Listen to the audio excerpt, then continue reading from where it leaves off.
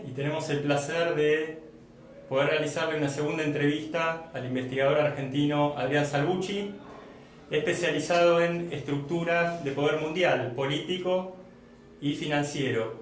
En nuestra primera entrevista, Adrián Salvucci nos explicaba acerca de este cerebro del mundo llamado CFR, que nuclea como suerte de club todo lo relacionado con el poder financiero mundial, el llamado lobby industrial militar, la manipulación de la cultura, las finanzas.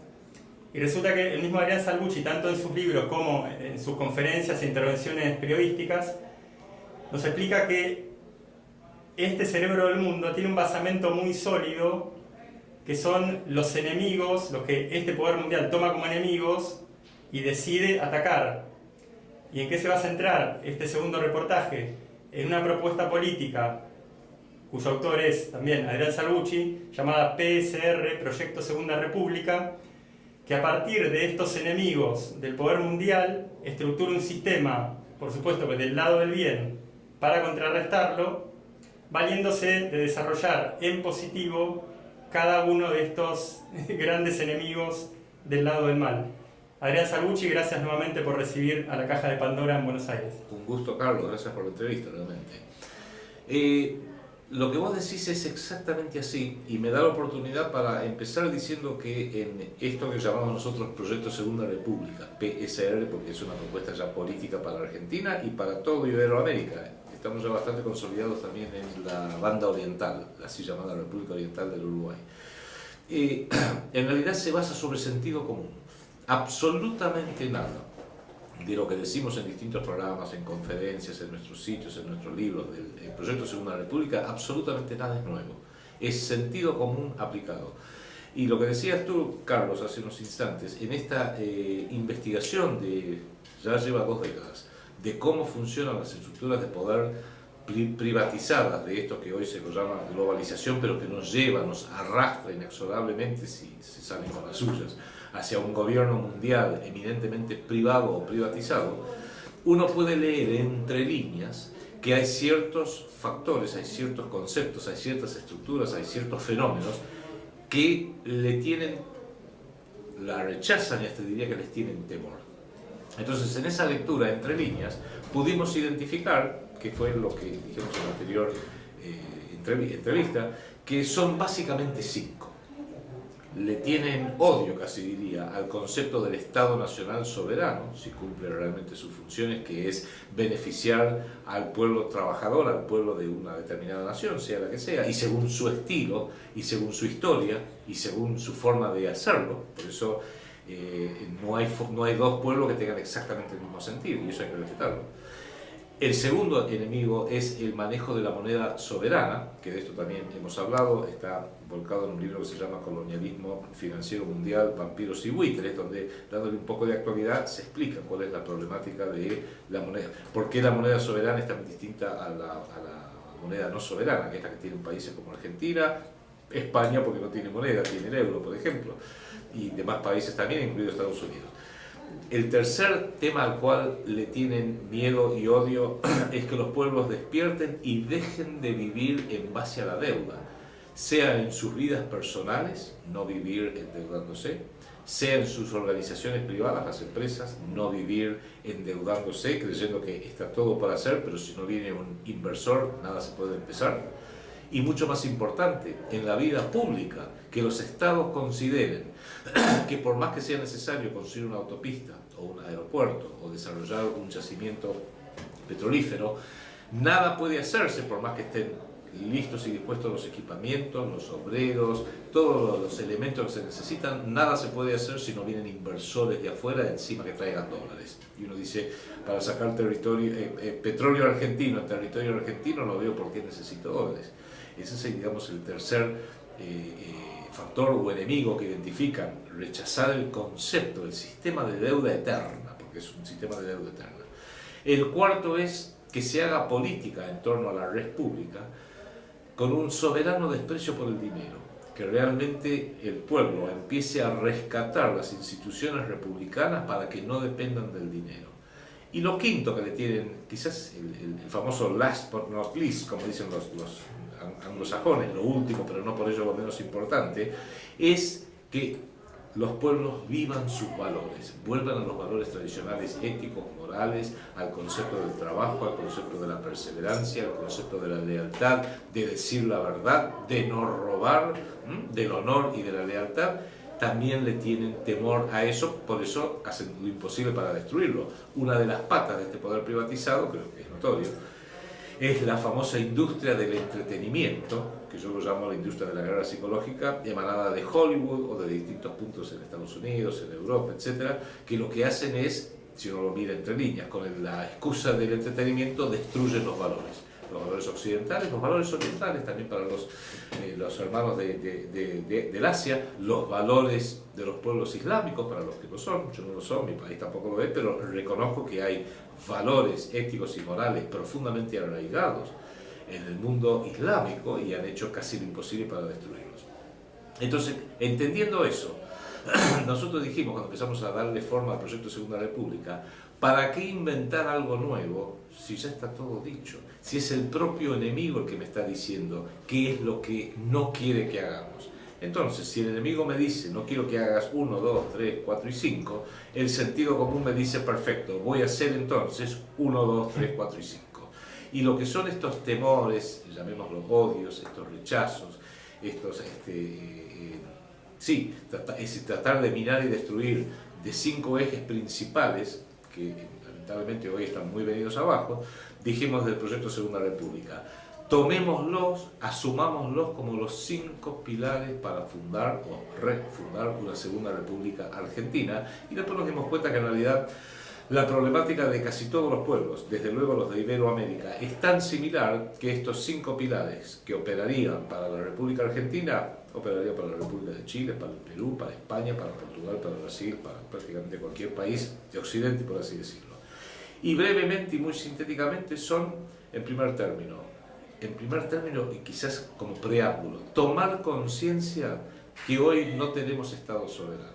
Nos han dejado que conservemos los símbolos tradicionales de la soberanía. En mi país, Argentina, el presidente asume con mucho ritual, se le entrega un bastón de mando, se le pone una faja presidencial con los colores de la bandera y el sol argentino, se lo hace en uno de los templos del poder tripartito democrático del Congreso de la Nación, luego va a la Casa Rosada, la sede del Poder Ejecutivo, acompañado por el pueblo, en una gran caravana, todos los símbolos del poder. Pero en realidad cuando se sienta en el sillón de Rivadavia, como llamamos nosotros, el sillón donde se siente el presidente en la Casa Rosada en Buenos Aires, cuando se sienta en el sillón de Rivadavia descubre que en realidad el poder no lo tiene él, está en otra parte. El poder está evidentemente privatizado. Uno diría, pero solo en Argentina. Yo creo que cuando Trump se sentó en la oficina oval en la Casa Blanca descubrió algo parecido, y así sucesivamente. Entonces nosotros decimos, partiendo de esa base, ¿qué es lo que debe hacer Argentina? ¿Aceptarlo? No. ¿Llorar por ello? Tampoco. Ver cómo resolverlo. Y a veces ver cómo resolverlo es justamente empezar a diseñar una propuesta, un programa, un trabajo de volver a fundar el Estado Nacional Soberano, que es lo que realmente pedimos. Y yo doy a veces un ejemplo en las charlas que damos aquí en Buenos Aires, que es como si uno tiene un caño de agua y pierde. Bueno, lo arreglo un poco, sigue perdiendo, lo arreglo otra vez más. Sigue perdiendo, lo saca, pero lo sacó y lo volvió a colocar tantas veces que ya la rosca está falseada y sigue perdiendo por la rosca. Tiene un agujero, lo sueldo, tiene otro agujero, le pongo pegamento, tiene otro agujero, le pongo chicle. En algún momento hay que tomar conciencia que ese caño no va más, ese caño es irrecuperable, siempre va a perder porque ya no sirve más como caño. ¿Qué hay que hacer? Hay que quitarlo y reemplazarlo. Es una metáfora burda, un poco infantil y simplista, pero es lo que creo que debemos hacer todos los países, empezar tomando conciencia que los estados que tenemos no sirven más. Por más que agreguemos leyes, Argentina ya anda por, no sé, algo así como 30.000 leyes, nacionales, provinciales, resoluciones de entes autárquicos, ordenanzas municipales y todo tipo de legislación. No va más. Hay que tomar conciencia de que hay que empezar de vuelta, por así decirlo. Y para eso tomamos como ejemplo, de una forma simplificada quizás, el ejemplo que dio Francia. Francia, dado que tiene una historia sumamente tempestuosa a lo largo de los últimos 3 siglos, desde luego a partir de la Revolución Francesa, ya va por la Quinta República. porque cuando tenía su tercera república fue cuando sufrió una de las peores catástrofes que puede sufrir un pueblo, y es ser derrotado por su enemigo histórico. En junio de 1940, Francia cae ante Alemania, contra la cual había luchado una guerra feroz hacía apenas 20 años, 22 años, cae en 6 semanas. Los alemanes toman París en 6 semanas y después quedó una parte no invadida, la famosa República de Vichy, pero era un estado subordinado. Y pasa todo lo que pasa, se libera a Francia con ayuda de Inglaterra y de Estados Unidos, y terminada la guerra hubo un gran francés, el general Charles de Gaulle, que desde el exilio y luego de la propia Francia ayudó a que esa liberación tuviera lugar, que no era solamente una liberación material, sino también una liberación espiritual. Había una desmoralización terrible de los franceses derrotados. Vuelve a Francia, se hace cargo de un gobierno provisional, y cuando finalmente se forma la Cuarta República Francesa de la post-Segunda Guerra Mundial, estaba tan minada de masonería, marxistas, socialdemocracia, todos los peores elementos, que lo echaron a De Gaulle. Y De Gaulle, muy disciplinado, se fue a su casa. Pasó lo que después tenía que pasar. Casi 10 años, sí, 9 años, sí, 10 años, de Cuarta República Francesa, con la crisis de Argelia, particularmente, que formaba parte de la Francia metropolitana de entonces, llevaron estos politiqueros de la época a Francia al borde de una guerra civil. Había huelgas, había paros, estaban tomadas las fábricas, estaban tomadas las universidades, realmente un caos. Y Charles de Gaulle llamó a una conferencia de prensa después de mantener un largo silencio y dijo: salvé a Francia una vez, estoy dispuesto a volver a salvar Francia otra vez. Pero con esta Cuarta República no vamos ni a la esquina. Si quieren que salvemos a Francia, les propongo una Quinta República Francesa con una nueva constitución. No va a ser con un primer ministro, va a ser presidencial, con el poder muy concentrado, y adivinen quién va a ser el primer presidente de la Quinta República Francesa: moi. Hubo un referéndum, algo así como el 77% de los franceses votaron a apoyar al general de Gaulle, y así se hizo cargo de la Quinta República, cumplió con su promesa, asumió en 1958, y en un plazo de 90 días llamó a una constituyente, a una reunión constituyente, y tiene la nueva constitución de Francia. Después uno podrá discutir si anduvo bien, si no anduvo bien, pero Francia desde entonces se transformó en el eje geopolítico de Europa, a pesar de que los gaullistas que vinieron después de Charles de Gaulle dejan mucho que decir, al igual que los que se llaman peronistas en Argentina y no lo son. Pero tomamos ese ejemplo de decir, si Francia va por la Quinta República, y nosotros nos podemos dar el lujo de ir por la segunda. Entonces, acá le proponemos a los argentinos: sinceremos las cosas. Menos mal que no tuvimos una experiencia tan traumática como Francia de quedar invadida por un enemigo militarmente, pero ya que Dios nos ha beneficiado con eso, tengamos la presencia de ánimo, la lucidez intelectual y la voluntad de decir: Argentina tiene que fundar una segunda república, una especie de borrón y cuenta nueva. Y a partir de ahí dijimos, bueno, esa segunda república argentina tendría 5 pilares. Primer pilar: restaurar el Estado-Nación soberano, que es el origen de todos nuestros males. Ese Estado-Nación soberano tiene que tener 3 funciones absolutamente inalienables, o sea que no puede dejar de hacerse, e indelegables, o sea que no pueden privatizarse. Primera función: defender el bien común de la vasta mayoría del pueblo dentro de las fronteras de la República Argentina, muy especialmente cuidarlo de las minorías usurpadoras, que nadie las elige, pero como tienen poder financiero, o poder político, o poder arbitrario, o poder, el caso de Colombia, ahora ya no, pero en su historia, de los narcos, tenían tanto poder que prácticamente tomaron parte del territorio de Colombia. Bueno, de esas minorías usurpadoras hay que defender a la vasta mayoría del pueblo. Y en Argentina sabemos de esos temas, porque entre 1976 y 1983 este país estuvo en manos de una minoría usurpadora, no más de 50.000 militares y civiles, que aprovechando que tenían el monopolio de las armas, tomaron el poder, barrieron al gobierno legal de María Estela Martínez de Perón, se entronizaron ellos, hicieron lo que se les dio la gana. ¿Por qué? Porque tenían el monopolio del poder usurpado. Hoy Argentina sigue usurpada, pero no por un poder militar, que es bastante visible, sino por un poder eminentemente financiero, que financia la campaña de los políticos, coloca a su gente en el poder, lo hacen con los multimedios financiados también por ellos, para así desde afuera o desde arriba, desde los costados, controlar al Estado argentino. Entonces nosotros decimos, primera función del Estado es velar por el bien común del pueblo en contra de las minorías usurpadoras. Segunda función indelegable del Estado es defender el interés nacional ante todas las amenazas, que son cada vez más, que vienen desde afuera y desde adentro de este mundo terriblemente peligroso, y también aprovechar las oportunidades. Tecnología, por ejemplo, hay que aprovecharlas. Y tercera función es que le tienen que garantizar al pueblo un futuro necesariamente positivo, cosa que en la Argentina en los últimos 41 años no ocurre. Ese es el primer pilar, restaurar el Estado de Nación soberano. Inmediatamente después, el segundo pilar es recuperar la moneda soberana. Esto es más complejo, insisto, tenemos un libro escrito al respecto, es muy sutil la diferencia, la problemática de cómo hace uno para distinguir entre moneda soberana y la que no lo es. Argentina hace también 40 años que no tiene moneda soberana, ninguno de los países lo tiene, ni siquiera Estados Unidos tiene moneda soberana, desde luego España no, porque no tiene moneda. Pero uno puede, para simplificar un tema complejo, distinguir entre moneda crédito y moneda débito. Y uno dice, pero yo miro un billete de euro, o un billete de peso argentino, o un real brasileño, y no sé si es moneda crédito o moneda débito. Es fácil de determinar, aunque un poquito más complejo, seguirle el rastro.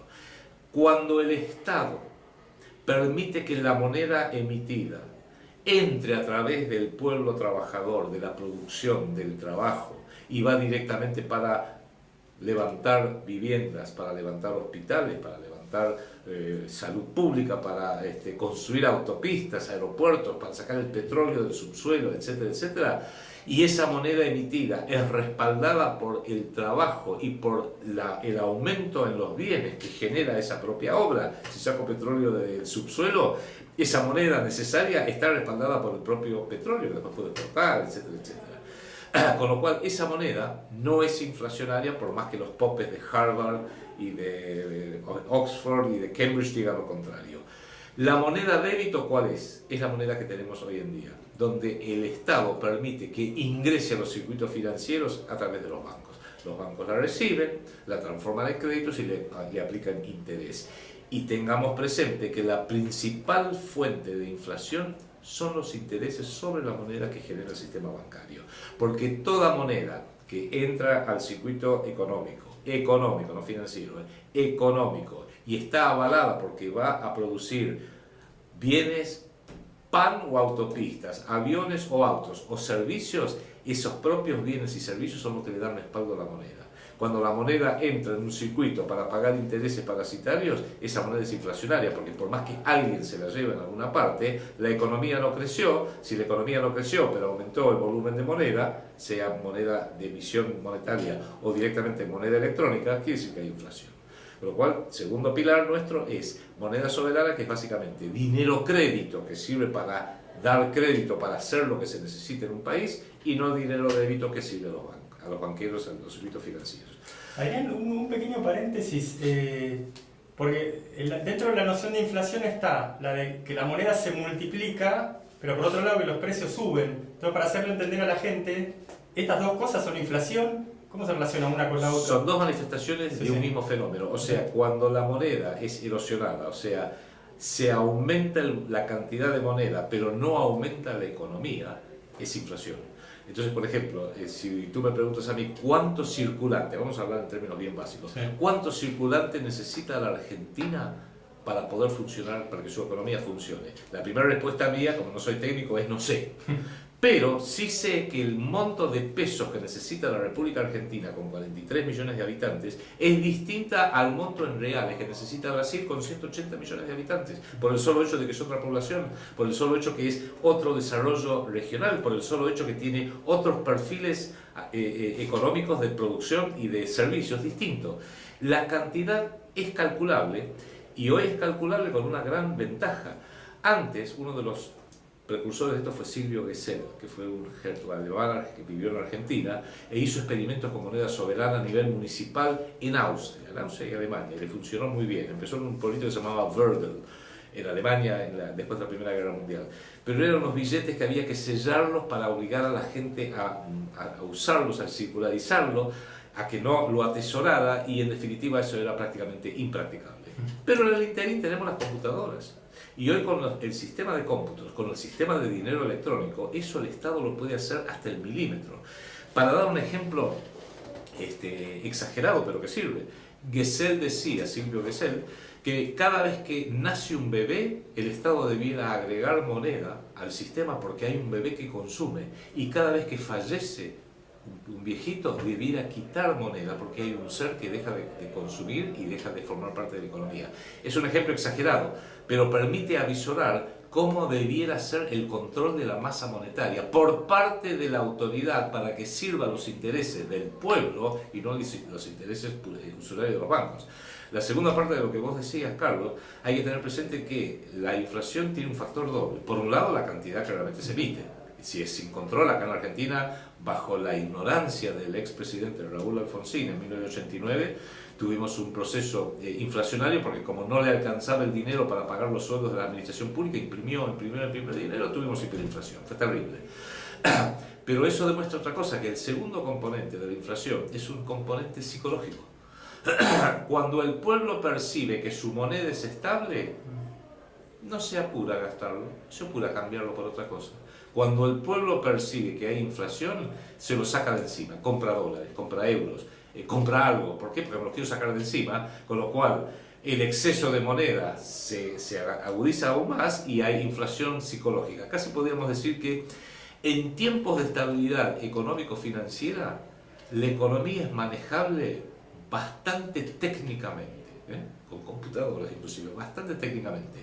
En tiempos de crisis, de inestabilidad, de no sé cuánto va a pasar, no sé qué va a pasar con el dólar, no sé si tal banco va a cerrar, el factor de las percepciones psicológicas empiezan a tener cada vez más importancia y la economía se transforma ahí en una rama de la psicología. Con eso sabemos que los grandes medios, los grandes bancos pueden manejar esa psicología.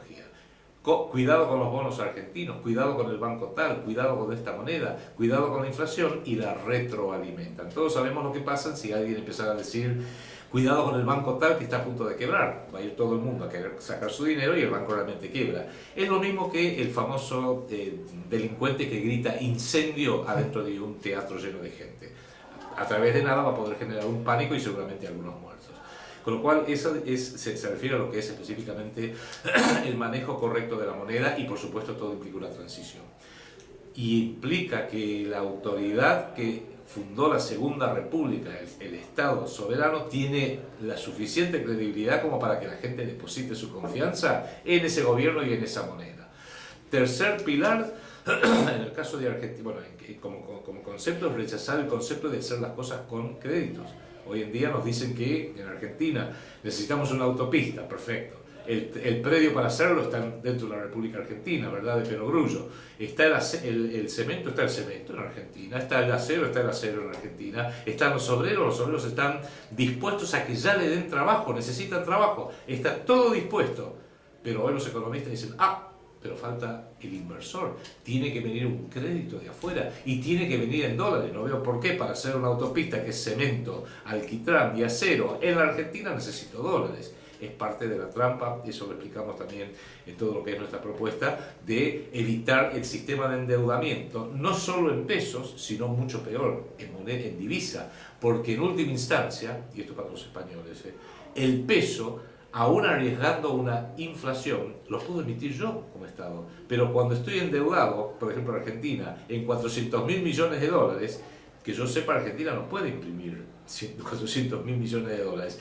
Y a España y a Italia y a Francia le pasa lo mismo. Al adoptar el euro, cedieron a una entidad supranacional llamado Banco Central Europeo el manejo de lo que es la política monetaria del país, y por eso España tiene las distorsiones que tiene, Italia tiene las distorsiones que tiene, Francia tiene las distorsiones que tiene y Alemania las tiene menos, por la sencilla razón que el euro es una especie de Deutschmark disfrazado. Pero sigamos.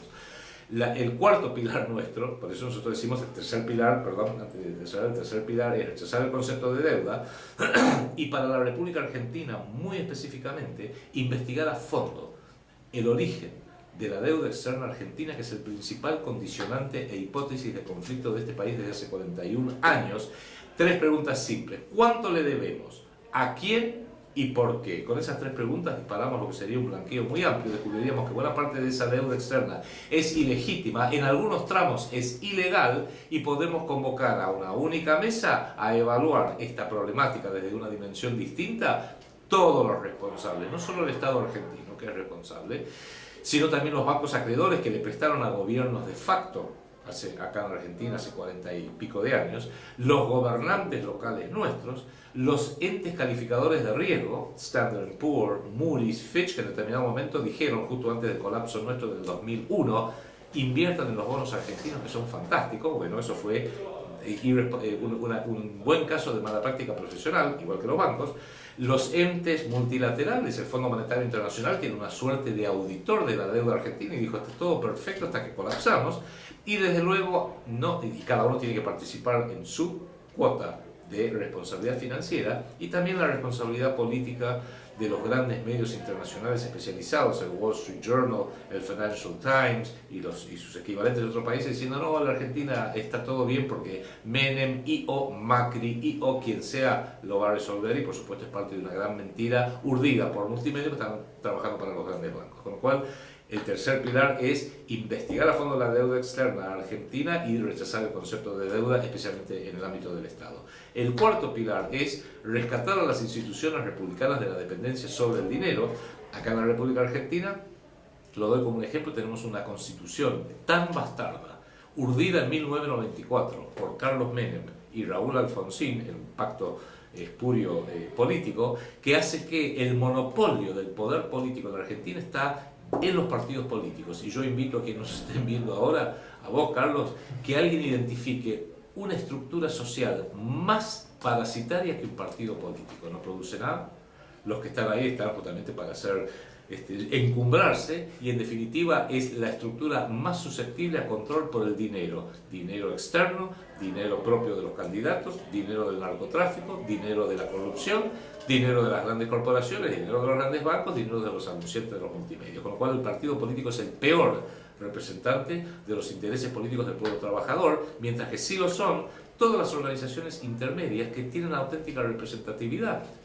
Asociaciones profesionales, sindicatos laborales desde luego, entes barriales. Yo quisiera ver algún día en mi país una diputada nacional de la Liga de Amas de Casa, porque ¿quién sabe más de economía que un ama de casa? Sea en Argentina, en Chile, en España, donde sea. Con lo cual buscaríamos la forma de liberar las instituciones republicanas, democráticas, de las cuales tanto se habla, de la dependencia y el control por parte del dinero. Y el último pilar es el famoso último, pero quizás el más importante, es rescatar los valores tradicionales del entorno social de cada uno de esos países. En el caso de la Argentina, un país fundado según valores occidentales, según valores que nos vinieron de España. Lo digo en forma simbólica. Argentina fue fundada por la cruz y la espada, en el sentido histórico, en el sentido que los valores cristianos fueron el puente a través de España para que la filosofía, la cultura y los valores greco-romanos entraran a todo el continente iberoamericano y desde luego a la Argentina. Y la espada también, porque la espada, la fuerza militar, es lo que forjó esta nación en Argentina, en México, en Colombia, en el Brasil también, en el caso ahí ya como colonia de Portugal. Con lo cual, volver a esos valores, lo cual no quiere decir volver a una subordinación ni a España ni a la Iglesia Católica. Al contrario, me reservo mi opinión sobre España actual y el Vaticano actual, porque, bueno, prefiero no decirlo, pero somos extremadamente críticos. Este conjunto de 5 pilares, ejecutado de una forma armónica, ejecutado de una forma secuencial, aprovechando en la República Argentina, esto lo digo abiertamente, que tenemos la ventaja de que somos un pueblo donde la doctrina nacional justicialista tuvo un enorme impacto, y esto nos remonta apenas a 60, 70 años atrás, y dice básicamente estos 5 pilares de otra manera. Se hablaba entonces de 4 banderas: soberanía política, independencia económica, justicia social y la doctrina social de la Iglesia, lo cual son fórmulas, cada uno a su manera. Ellos hablaban de bandera, nosotros hablamos de pilares, es lo de menos. Es que por ahí pasa el sentido común de los pueblos para volver a ponerse de pie y volver a imponer que haya justicia social, que es lo que el enemigo globalizador, que hoy controla íntegramente el triste planeta en el cual vivimos, no quiere que ocurra. Todo aquello que mi enemigo no quiere que haga es exactamente lo que tenemos que hacer. Adrián Salvucci acaba de desarrollar los 5 pilares del proyecto Segunda República, y Adrián, como parte de nuestro público, es español. Me permitiría preguntarle, a manera de aplicación de estas ideas justamente a un país como España, el euro está dentro de hablando de estos 5 puntos débiles que uno o los ataca o los refuerza, ¿a cuál de esos pilares afectaría? ¿Es bueno para un español que su moneda sea el euro? No, es mi opinión personal, desde luego creo que no, y sería incoherente si no lo dijera.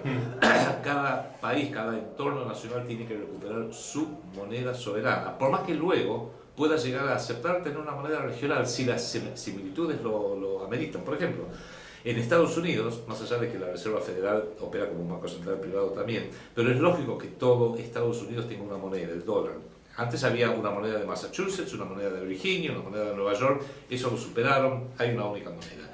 Y quizás a Europa también se podría llegar a justificar que tenga una moneda única, pero no en la forma artificial como fue impuesta, porque eso de la moneda conjunta tiene que venir por afinidades, y las afinidades no son solamente económico-financieras. En Iberoamérica sería muy fácil hacerlo, porque la afinidad entre Argentina, Chile, México, Colombia, Venezuela, aún Brasil, son enormes, inclusive afinidades en primer lugar culturales, políticas, geopolíticas, y lo de la moneda tendría que venir en forma natural. En el caso de la Unión Europea fue impuesto.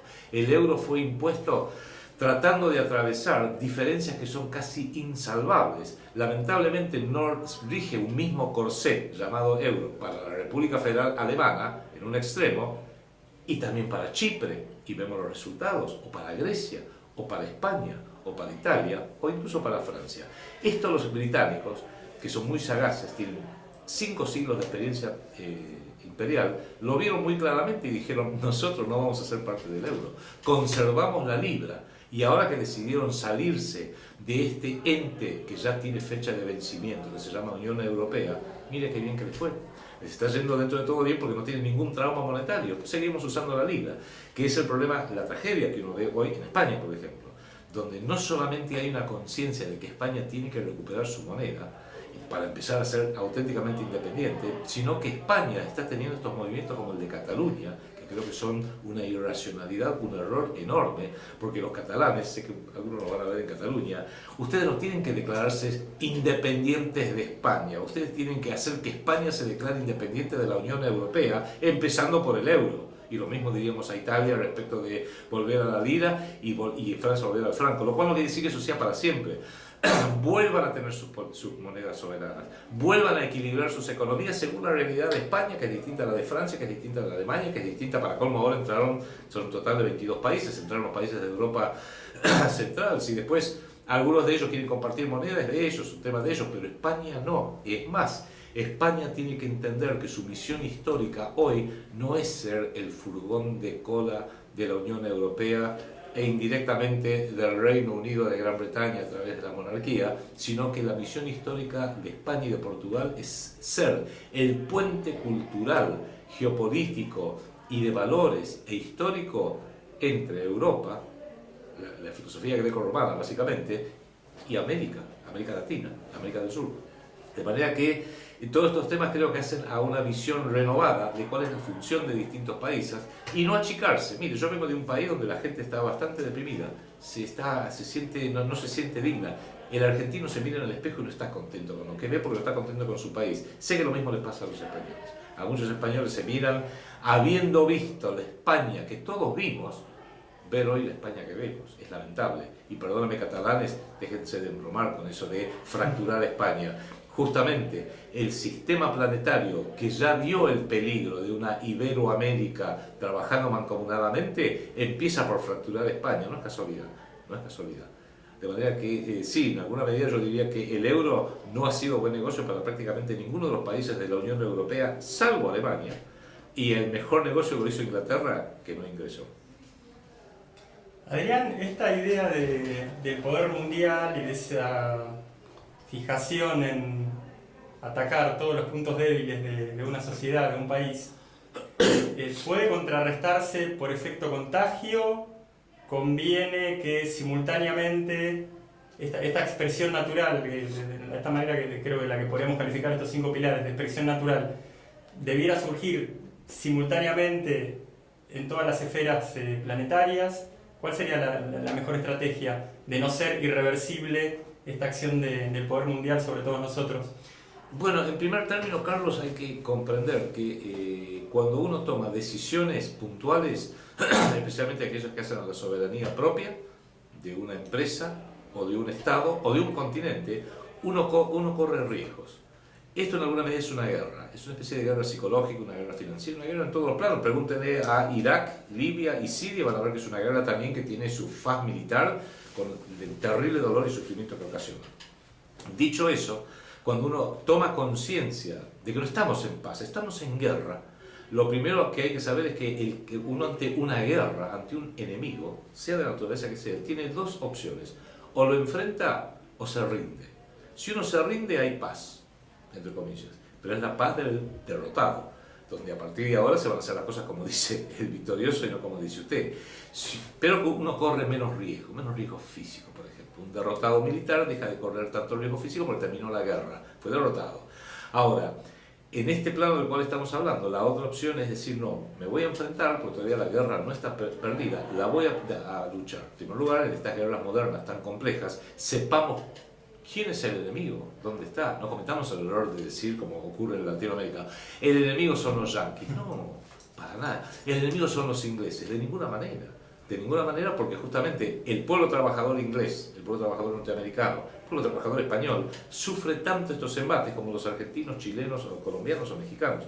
Identificar bien el enemigo, que es una estructura supranacional que no tiene patria, no tiene bandera y que hoy se ha encumbrado por encima de prácticamente todo el planeta a través del dinero.